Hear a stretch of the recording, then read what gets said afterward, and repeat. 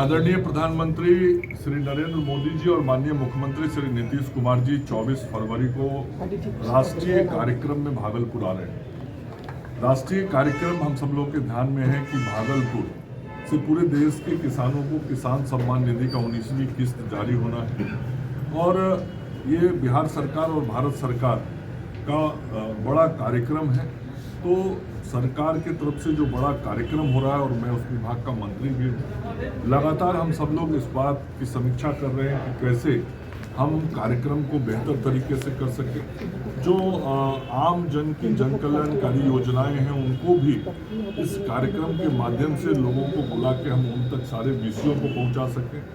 और हमारे आदरणीय प्रधानमंत्री श्री नरेंद्र मोदी जी और मुख्यमंत्री श्री नीतीश कुमार जी एवं अन्य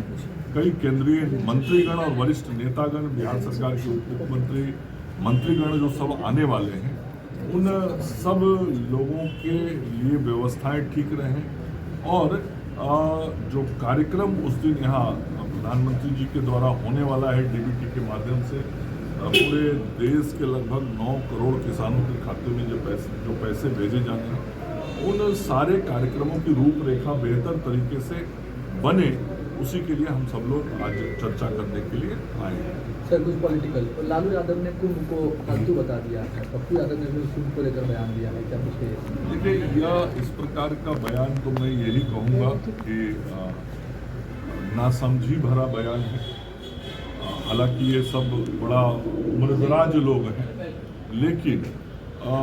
जिस परंपरा में, जिस संस्कृति में हमारा देश जीता है, हमारे देश के सैकड़ों करोड़ लोग जीते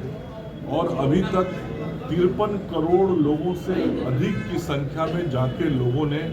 उस पुण्य स्थान पे जो संगम है, उस संगम में स्नान किया है। ऐसा मान्यता है सनातन परंपरा में, देश की संस्कृति में, कि हम यदि उस जगह पे जाके स्नान करते हैं तो हमें ईश्वर का आशीर्वाद प्राप्त होता है, हमें पुण्य की प्राप्ति होती है। और ये हिंदू भावना से जुड़ा हुआ विषय है और ये भावना इतना प्रबल है कि हिंदू धर्म से आगे जाके भी दूसरे समाज के लोग भी जाके वहाँ स्नान कर रहे हैं। मैं स्वयं गया था और बहुत बड़ी संख्या में विदेशी लोग वहाँ आ रहे हैं जो दूसरे धर्मों को मानते हैं, लेकिन वो भी आके भारत की जो यह परंपरा है, भारत की इस परंपरा को स्वीकार करते हुए विदेशी लोग भी उस पुण्य जल जो संगम है, उस संगम में डुबकी लगा रहे हैं और पुण्य की प्राप्ति कर रहे हैं। अब लालू प्रसाद जी और पप्पू यादव जी जैसे लोगों को यदि दुनिया की भावना नहीं समझ में आती है तो उनके विचार उनको मुबारक हो, लेकिन देश की जनता की भावना क्या है, यह तो वो संख्या ही बता रही है। 53 करोड़ लोगों का वहाँ पहुँचना कि देश क्या चाहता है, देश की